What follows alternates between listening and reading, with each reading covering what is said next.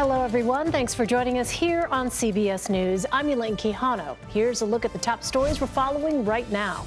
The former leader of the National Rifle Association is ordered to pay millions. What a jury found in a case involving lavish spending. Plus, this is the first time I saw the Russian sign of war.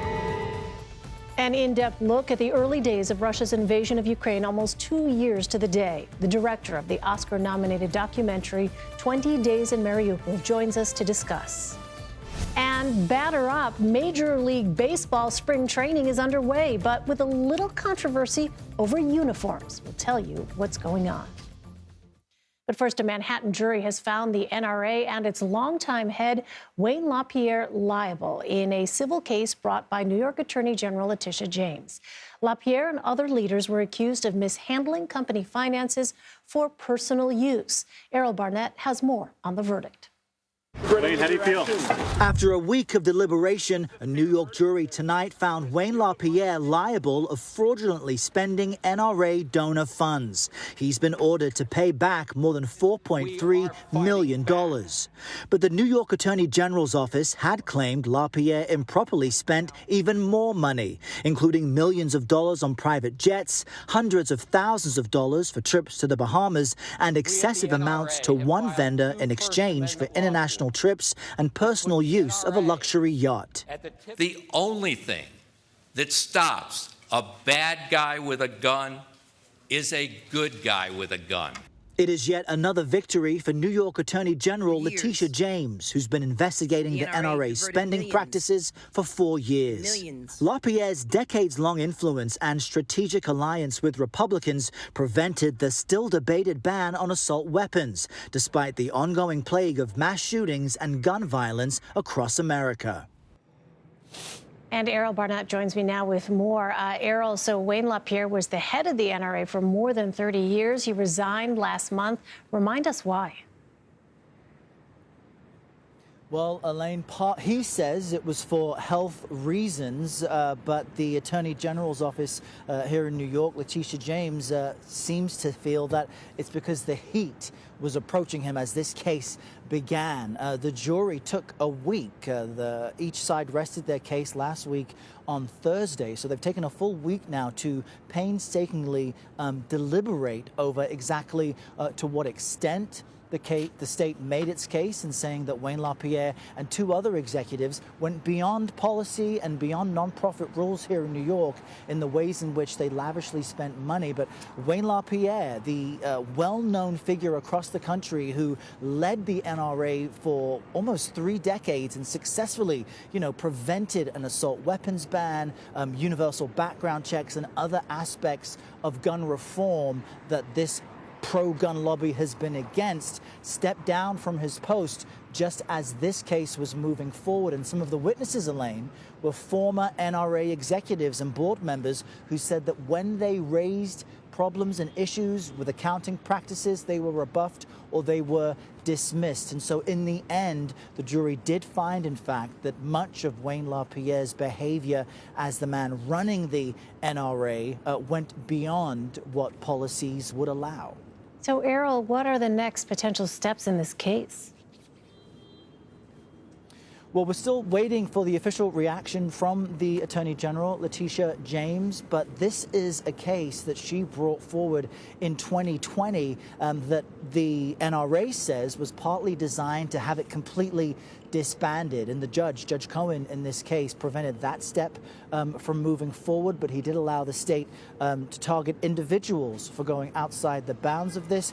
Wayne LaPierre has denied any wrongdoing, as is the case with the 2 other litigants, Wilson Woody Phillips and John Frazier. So they very well may appeal this decision, but it is a blow to an organization whose membership has been declining from record highs of 5 million. I think it's down to about 4 million now, and their revenue, Elaine, has declined some 44% since 2016, 2018. So the organization is in somewhat of financial trouble.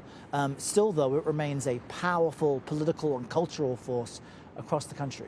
All right, Errol Barnett for us. Errol, thank you very much. Mississippi's governor says 2 National Guardsmen were killed in a helicopter crash Friday. The governor says the servicemen had been conducting a routine training flight when their Apache helicopter crashed in the northeastern part of the state. They were the only 2 people on board. Safety crews are working with local authorities to survey the damage. The United States is tracking a high-altitude balloon flying over the western part of the country. The balloon was first detected over Utah and is not considered a threat to national security, but its origin and purpose are still unknown. For more, our national security correspondent David Martin joins us from the Pentagon. So, David, what do we know so far? The balloon is traveling at about 60 miles an hour from west to east, and it's essentially being blown by the winds at an altitude of about 43 to 45,000 feet, which the FAA says is high enough so as not to pose a hazard to commercial aviation. It's described as a small mylar balloon, about 50 feet tall, with a 2-foot square box hanging underneath it. By comparison, that Chinese spy balloon, which flew across the United States almost exactly 1 year ago, was 200 feet tall and carried a payload of intelligence sensors and solar panels that were the size of 2 freight cars. So there's a considerable difference between these 2 balloons. The U.S. military, of course, shot down the Chinese balloon once it reached the Atlantic Ocean. This balloon is still being blown across the U.S., and NORAD says it will continue to monitor it to make sure that it does not pose a hazard to commercial aviation. All right, David Martin at the Pentagon for us. David, thank you. South Carolina's Republican primary is Saturday, but another southern state has propelled a particular issue to the forefront of the race. Last week, Alabama's Supreme Court ruled that frozen embryos could be considered people. That's caused some facilities in the state to pause IVF treatments because of the potential legal risks. Both Donald Trump and Nikki Haley, who are vying for the GOP's presidential nomination, are weighing in on the decision. Robert Costa has the latest. Republican primary frontrunner, former President Donald Trump, said he strongly supports the availability of IVF. Today, I'm calling on the Alabama legislature to act quickly to find an immediate solution to preserve the availability of IVF in Alabama. As former UN Ambassador Nikki Haley aims for a breakthrough in her home state, a national reckoning over the Alabama Supreme Court's ruling on in vitro fertilization is upending the final hours of the South Carolina primary. How should Republicans talk about IVF treatments? What I will say is, don't have a knee-jerk reaction over this. We want to make sure embryos are protected. This decision needs to be decided between the parents and the physicians, no one else. Government doesn't need to start intruding into this. The debate over Alabama's decision is now putting 2024 battleground Republican candidates in political crosshairs, causing the campaign arm of the Senate to encourage Republican Senate candidates to clearly and concisely reject efforts by the government to restrict IVF. But amid the fallout, an intense push for votes in South Carolina for the last 2 Republican presidential candidates. We have a country to save. Top Republicans tell CBS News they're urging Haley to stay in the race as long as possible in case Trump is convicted in the criminal hush money case set to begin next month in New York. In the meantime, her supporters are weighing their options if she were to drop out. I would sit the selection out if Donald Trump and Joe Biden were the only nominees. And Robert Costa joins us now. So, Bob, is what you're hearing and seeing from South Carolina voters there reflecting that large gap in the polls between Nikki Haley and Donald Trump? It's certainly clear, based on our reporting here on the ground in South Carolina, that former President Trump has a well of support among rank-and-file Republicans. Even though Nikki Haley, a former ambassador in the Trump administration, served twice as governor here, twice elected in 2010 and 2014, Trump has transformed the Republican Party, including here in South Carolina. And the governor now of South Carolina, Henry McMaster, is a real ally of former President Trump. But Haley's trying to make inroads, revitalizing her message from a decade ago when she was leading this state and urging traditional Republicans to consolidate around her. The challenge she faces is, though many respect her and like her here in South Carolina, they love Trump, and that comes through in so many conversations we've had with voters. So if that's the case, then, Bob, how is each campaign going to define success in Saturday's primary, especially Nikki Haley's? Nikki Haley was confident in our conversation today in Moncks Corner, South Carolina. She said she's pledging to stay in the race. She's fighting not just through the South Carolina primary, but planning stops in Super Tuesday state, Super Tuesday taking place in early March. She has an eye on Michigan, Massachusetts, Virginia, other states. For her allies, this is a process not just about winning states, though, of course, they would love to win a state at this point. It's about delegate accumulation. And they know that Trump is facing a criminal trial starting in New York next month. And if Trump is a felon by this late spring or summer, that could change how Republicans think about this race. But again and again, so many Republicans, Trump supporters, say they just don't care about Trump's legal challenges. All right, Bob Costa for us, Robert. Thank you very much. I appreciate it. And we'll have the latest on the South Carolina Republican primary Saturday, including results as they come in, right here on CBS News. The United States has issued its largest sanctions package against Russia since Moscow invaded Ukraine 2 years ago.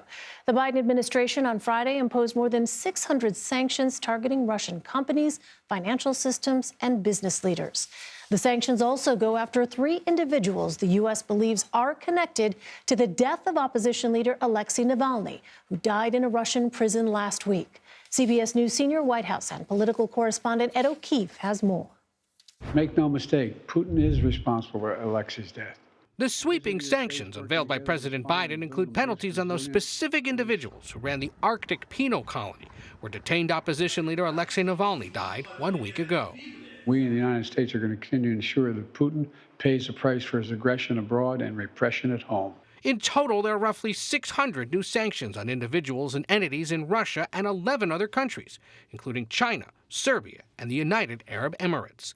They include Russia's top steel producer, making parts for military helicopters, a railroad company used by the Russian army, a major Moscow bank, and a Russian-Iranian supply network making lethal attack drones used in Ukraine.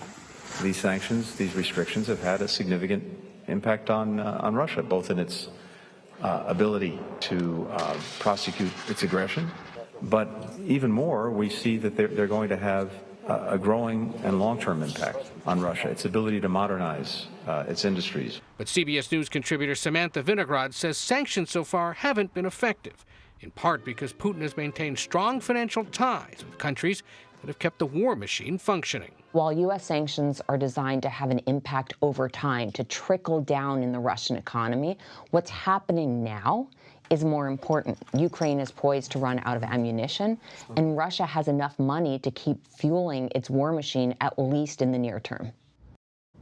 And Ed O'Keefe joins me now. So, Ed, how much pressure will these sanctions actually put on Russia? That's unclear, Elaine, and the fact that there's now more than 4,000 of these sanctions on Russian individuals and entities might make you wonder, well, then what's the point if it hasn't stopped the military action? Biden administration officials say it is weakening the Russian economy, is weakening the Russian military because it's forcing them to have to make end runs around these restrictions, and ultimately they believe will contribute to a deterioration of the Russian economy over the next several years. Meantime, President Biden is again calling on Congress to approve aid for Ukraine. Ed, what is the latest on that? Still obviously hasn't been passed. We saw Senate Majority Leader Chuck Schumer and other senators in Ukraine today telling Ukrainian officials they're working on it, and they're pushing House Speaker Mike Johnson to bring it up for a vote when the House reconvenes. The House and Senate are working first to avert a shutdown, and the hope is that in the midst of those negotiations in the coming weeks, there can be some kind of a bipartisan agreement to get a vote on the legislation in the House and get it to the president. Lawmakers in Ukraine today warned if it isn't done within the next year, it's very likely Ukraine could lose the war. Dire situation. Ed O'Keefe at the White House. Ed, thank you. As we mentioned, Saturday marks 2 years since Russia launched its full-scale invasion on Ukraine. In the past week, Ukrainian troops had to retreat from a key eastern city over a lack of supplies and ammunition. CBS News senior foreign correspondent Charlie D'Agata reports. Just as the full-scale invasion enters its third year, Ukraine suffers its worst loss in months. Forces making a hasty retreat under fire from Avdiivka. Russian President Vladimir Putin, filmed taking a ride in a nuclear-capable bomber, had mocked what he called Ukraine's chaotic flight from the city. At a different photo op, the Ukrainian President Volodymyr Zelensky laying wreaths for the war dead at a cemetery in the western city of Lviv today. Senate Majority Leader Chuck Schumer and a visiting congressional delegation also paid their respects. And we saw the faces of the brave men and women who had lost their lives. And pledged to push through the $60 billion aid package stalled in Congress. But he told us there's no time to waste. What kind of impact is that going to have? You know, they had told us they need it in a short period of time. If this waits a year, it's over. It's over. This may be Zelensky's biggest challenge since the early dark days of the war, when he declared, "We're here, protecting the country, glory to Ukraine." When unrelenting airstrikes had military analysts predicting Ukraine would fall in a matter of weeks, and Russian ground troops were slaughtering civilians in the suburbs of the capital. But with U.S. and allied support, Ukraine fought back, forcing a Russian retreat. But now, starved of ammunition and facing a much larger enemy, with each moment, Ukraine is losing more ground and more lives. Senator Schumer said that President Zelensky told him if Ukraine gets that new aid package, they will win the war. If they don't, they will lose. But with tens of billions of dollars in U.S. aid already invested here, that may be a hard sell back home. Elaine? Charlie Daggett, thank you. CBS News has learned the lunar lander we tracked Thursday tipped over when it touched down. That's according to the CEO of Intuitive Machines, the private company operating the spacecraft. The company says Odysseus is on its side and leaning on a rock, but it's still running. The company had previously said it landed upright, but that proved to be incorrect. It's the first American spacecraft to land on the moon in more than 50 years.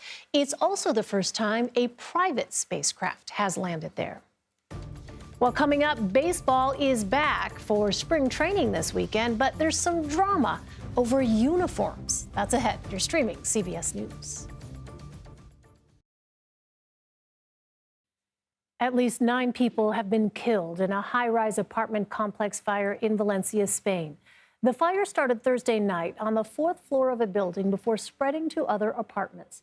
The structures were so hot, firefighters could not even enter the building until Friday. The exact cause of the fire is still under investigation. A bushfire in Australia has led to the evacuation of more than 2,000 people. Authorities say 50 aircraft and 1,000 firefighters have been enlisted to fight the flames, but high winds are limiting their progress. Most of the fire's hotspots are concentrated in the southern and eastern part of the country. Some 27,000 acres have been burned. A suspect has been taken into custody in connection with the death of a nursing student in Georgia. Laken Hope Riley's body was found on the University of Georgia's main campus Thursday. Mark Strassman reports. Laken Riley. For Laken Riley, an aspiring nurse, this white jacket ceremony was a rite of passage. The 22-year-old honor student was murdered as she jogged alone, jarring Athens, home of the University of Georgia.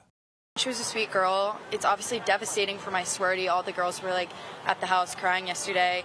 Athens is your textbook college town. Lake Herrick is another option for students to jog, walk, relax. But the woods behind this lake is where police found Laken Riley's body. Her murder, the first on this campus in 20 years.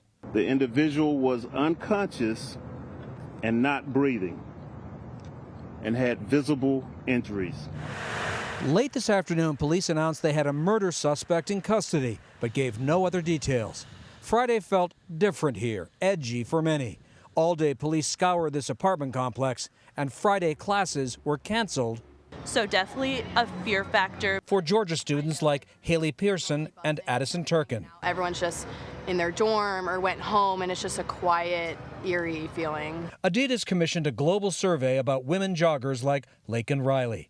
92% said they were concerned, and 51% said afraid of being physically attacked, especially now in Athens. I've always run with a group, and part of the reason is because I don't want to run alone. And safety. Yeah, safety. That's the number one thing. And many people here will feel safer again now that police have a suspect in custody. Elaine? Mark Strassman, thank you. AT&T says a software update, not a cyber attack, was behind Thursday's nationwide service outage.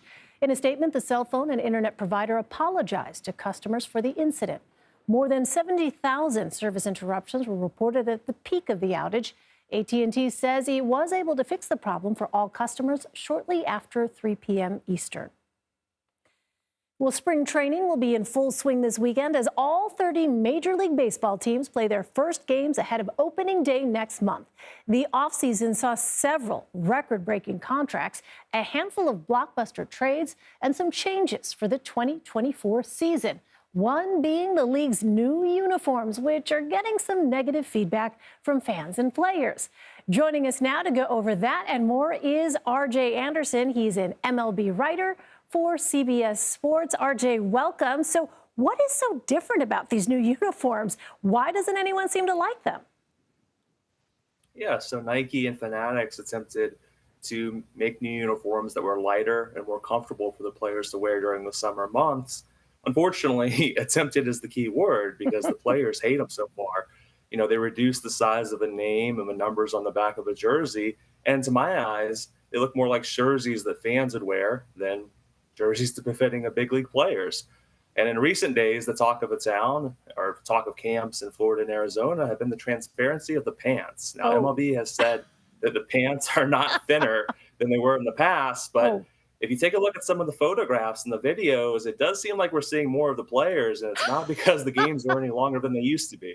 All right, transparent pants, not necessarily a good look for anyone. Okay, all right, so let's turn to, we'll see how they resolve all of that here. But in the meantime, which teams, RJ, do you think actually improved the most this offseason?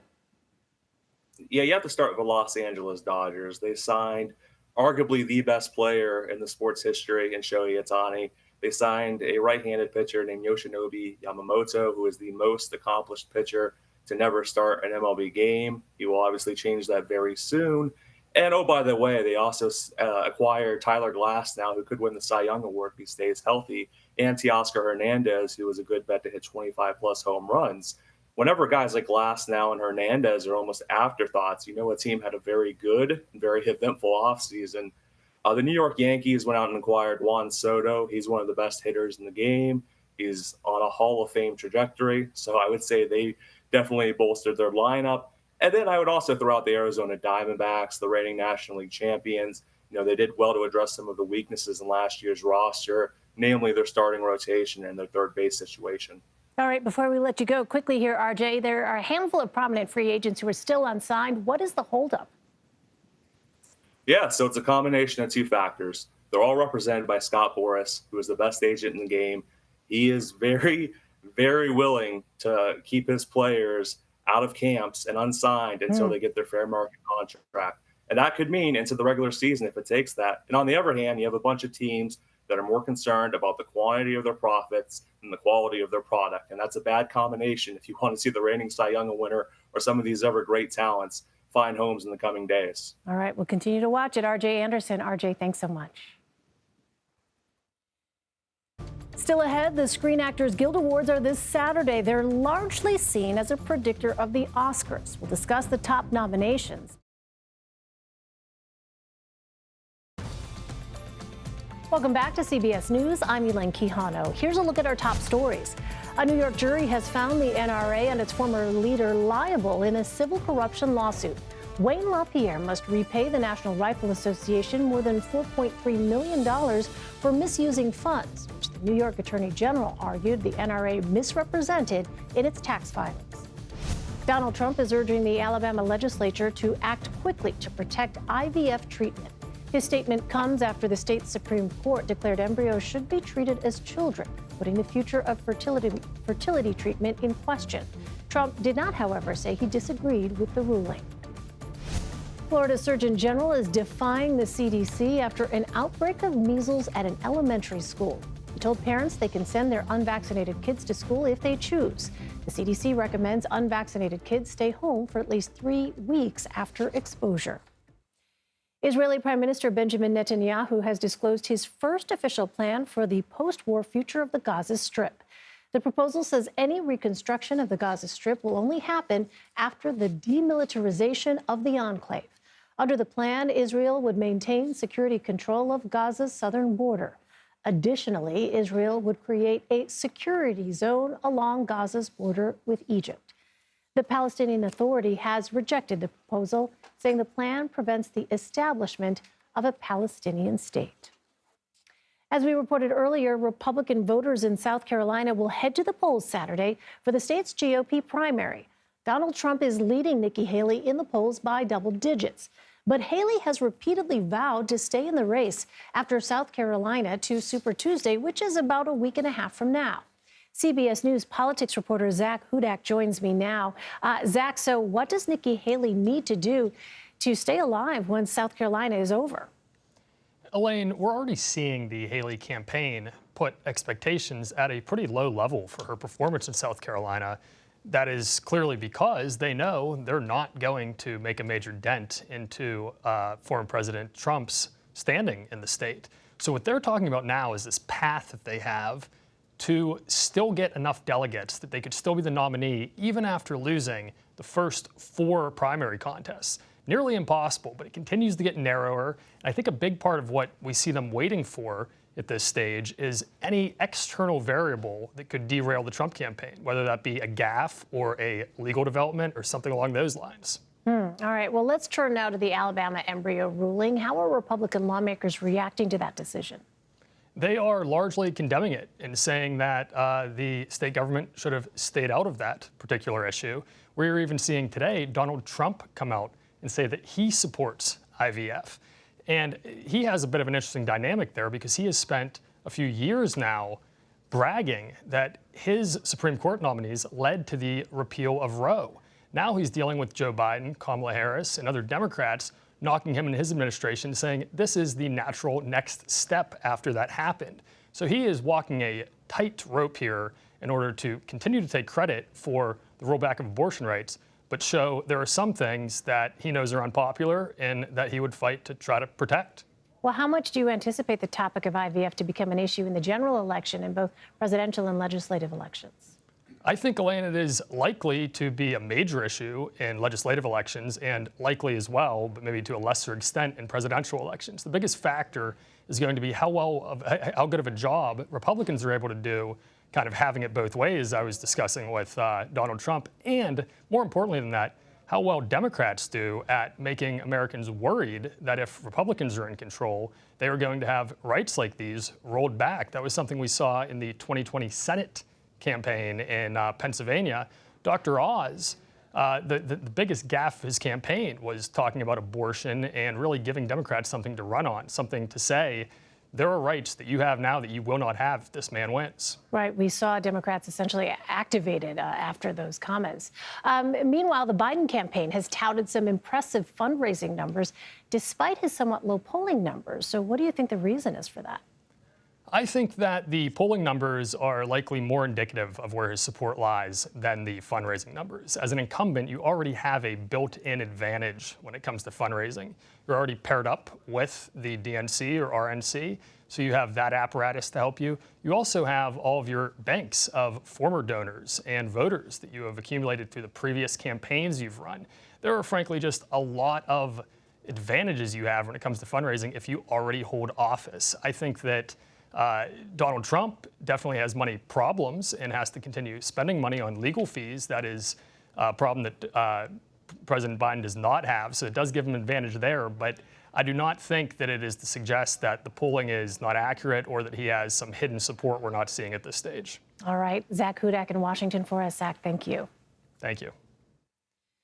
Vice Media is planning to lay off several hundred employees and cease publishing on its website. The media company was popular among younger audiences for its award-winning on-the-ground reporting. Vice filed for bankruptcy last year before it was sold for $350 million to an investment group.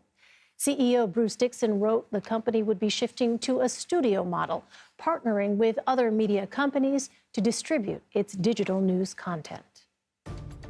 Well, as we reflect on 2 years of fighting in Ukraine, a new documentary is shedding light on the earliest days of the battle. Coming up, we'll speak with the Oscar-nominated director who spent 20 days in a Ukrainian border city as Russian troops descended on it. Before we go to break, Gabby Douglas's highly anticipated return to competitive gymnastics has been delayed. The three-time Olympic gold medalist has tested positive for COVID-19, forcing her to withdraw from Saturday's Winter Cup in Louisville, Kentucky. I have no illusions about what will happen to us if we are caught. That is an excerpt from 20 Days in Mariupol. The Oscar-nominated documentary follows the earliest days of the deadly war in Ukraine. Director Mstislav Chernov and his team of Associated Press journalists were the last media members in Mariupol at the start of Russia's invasion 2 years ago. They spent more than 2 weeks in the war-torn city as it was completely surrounded by Russian troops. And Mstislav Chernov joins us now. Thank you so much for being with us. I mean, this is a powerful piece. You risked your life to make this. What inspired you to take such a risk? I'm an international journalist first, but also I'm a Ukrainian. And for all Ukrainians, this war started 10 years ago. And 2 years ago, when Russia was preparing for full-scale invasion, we felt that this is such an important moment in history, and we have to do everything to keep telling the story of our country. And when we were trapped in Mariupol already after the siege started, after everyone was cut off from the rest of the world, people kept coming to us and kept saying, please keep filming, please show this to the world. So logically, we did everything possible to do that, to continue working. It's incredible to watch. Parts of this film are difficult to watch, like the child rushing for help for his injured pregnant mother. Why are moments like this so important for the world to see? It was already urgent and important in the very beginning of the invasion because Russia kept saying they're not targeting civilians, and it was clearly not true. And that's what we saw, and that's what we wanted to show. Right now, when Ukraine became frequently a political bargaining chip, a political topic that everybody's arguing about, I really want the world to see that this is actually a humanitarian topic, a humanitarian catastrophe that is still unfolding. It wasn't only Mariupol, but every day there are bombs falling on Ukraine. Today, 6 people were killed, and it's just going on, and I don't see how it ends. Well, according to Human Rights Watch, more than 500,000 people lived in Mariupol before it was taken by Russia. More than 10,000 are believed to have died between March of 2022 and February of 2023. What do you want the world to know about the city? Look, this is I think 10,000, unfortunately, is a number that's likely less than reality. Official numbers are 25,000, but again, that feels also like not the real one. There are about 40,000 graves on the outskirts of Mariupol, and traces of these possible war crimes are being erased. And look, and people who were defenders of Mariupol, they're still in jail, and Ukrainian children are being re-educated to be Russians, which is the war crime. And so it's just important that the world remembers that this is not something that happened in the past and is over. This is an unfolding story, and it's a very urgent story. So recording these images and capturing these images was incredibly risky. And then getting that footage out, incredibly risky as well. Tell us about that process of leaving Mariupol after the 20 days. How were you able to get out? Yeah, it is. It is risky, but we have to understand the reason why. Because in a world where information became a weapon for some countries, journalists are targets, and people with cameras, not only us, but everyone who has a camera is a target right now. The truth is the target. But that's why getting the original files out of the city was so important, not only reporting. And that was incredibly difficult. We had to get through 100 of kilometers of occupied territory, and just by miracle, because these were the first days of a chaotic humanitarian corridor that was opened, we were able to escape. And that was just luck, because the next days the checks were much more thorough, and the chance of being caught was much higher. Incredible. Well, your work has already garnered a BAFTA. What would an Oscar win mean for you and for the people of Ukraine? All films that are competing right now for Oscars, documentaries and feature films are all important. They're all touching important issues about humanity, and they all equally deserve attention.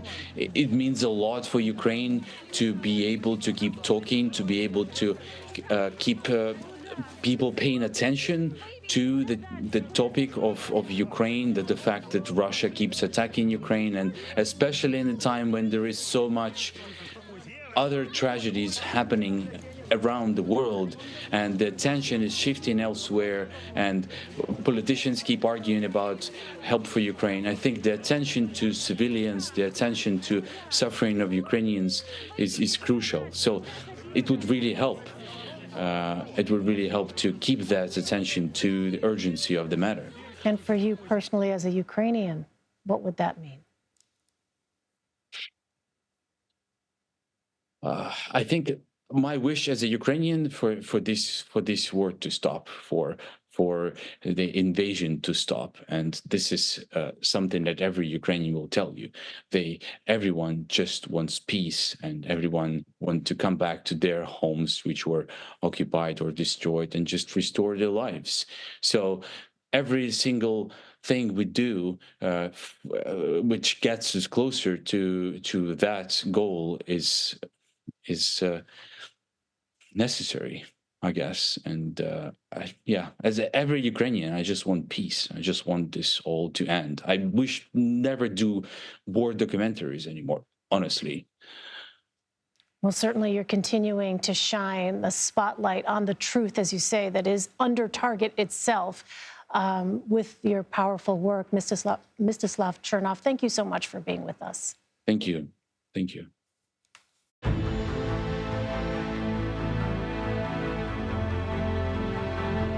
NASA is looking for volunteers to live in a Mars simulator for a full year.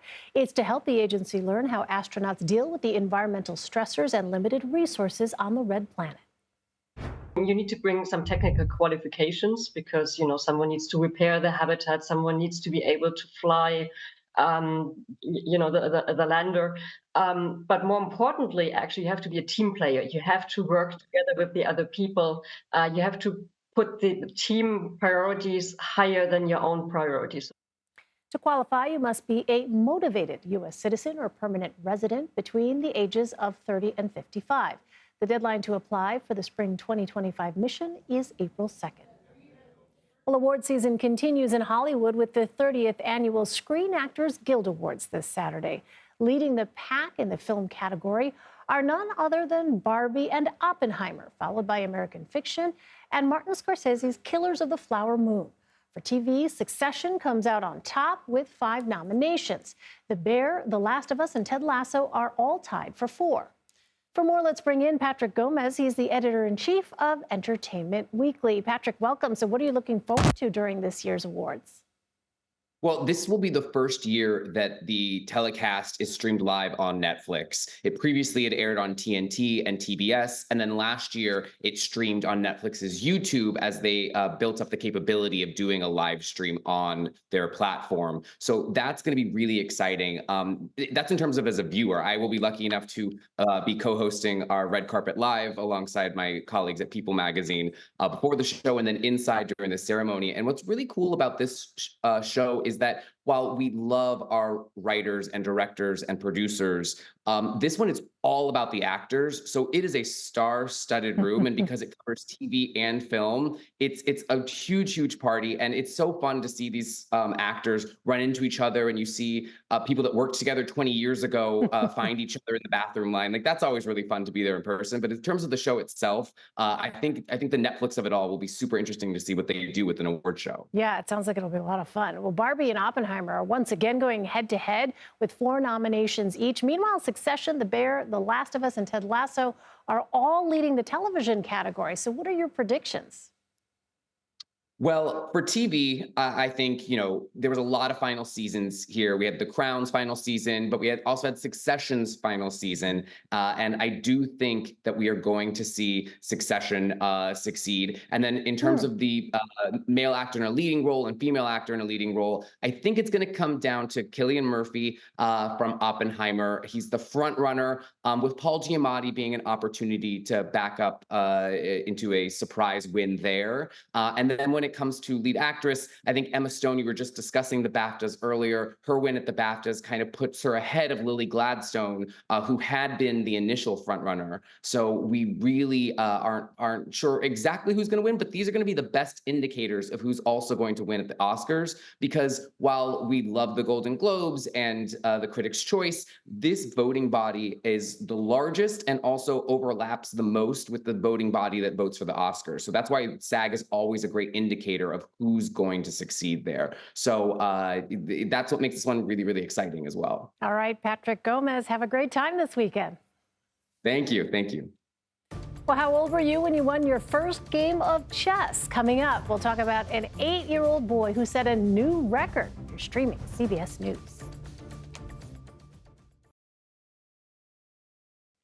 A new report finds 45% of bachelor's degree holders are underemployed 5 years after graduating.